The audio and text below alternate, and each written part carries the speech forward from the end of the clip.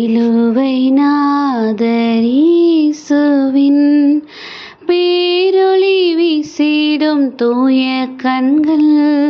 சிலுவை நாதர் இயேசுவின் பேரொளி வீசிடும் தூய கண்கள் என்னை நோக்கி பார்க்கின்றன, தம் காயங்களையும் பார்க்கின்றன. என்னை நோக்கி பார்க்கின்றன, தம் காயங்களையும் பார்க்கின்றன. சிலுவை நாதர் இயேசுவின் என் கைகள் பாவங்கள் செய்திட்டால் தம் கையின் காயங்கள் பார்க்கின்றாரே. என் கைகள் பாவங்கள் செய்திட்டால் தன் கையின் காயங்கள் பார்க்கின்றாரே.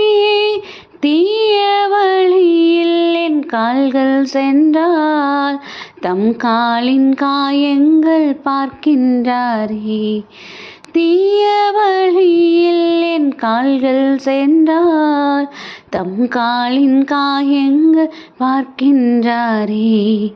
சிலுவை நாதர் இயேசுவின் பேரொளி வீசிடும் தூய கண்கள்.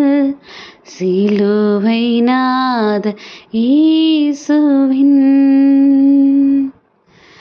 ஹாய் குட்டீஸ், எல்லாரும் எப்படி இருக்கிறீங்க? நம்ம இன்னைக்கு ரொம்பவே ஒரு முக்கியமான ஒரு நாளில் இருக்கிறோம், அப்படி தானே குட்டீஸ்?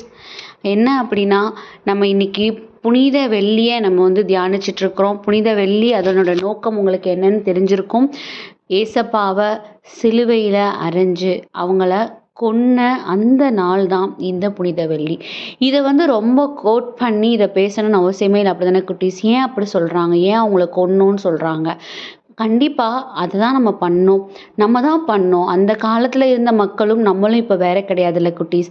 ஏசப்பா நமக்காக தான் அந்த உலகத்துக்கு வந்தாங்க, நமக்காக தான் எல்லா விஷயங்களையும் பண்ணாங்க. ஏன்னா நீங்கள் ஏசப்பா வாழ்ந்த காலங்களில் அவங்க என்ன பண்ணாங்கங்கிறது நீங்கள் பார்த்தீங்கனாலே புரியும்.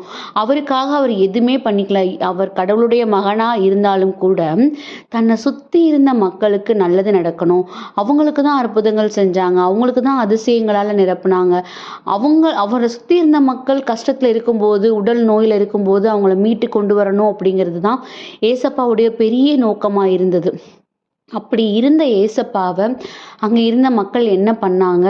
சிலுவையில் அறைய சொல்லி கட்டாயப்படுத்தி அந்த சிலுவையை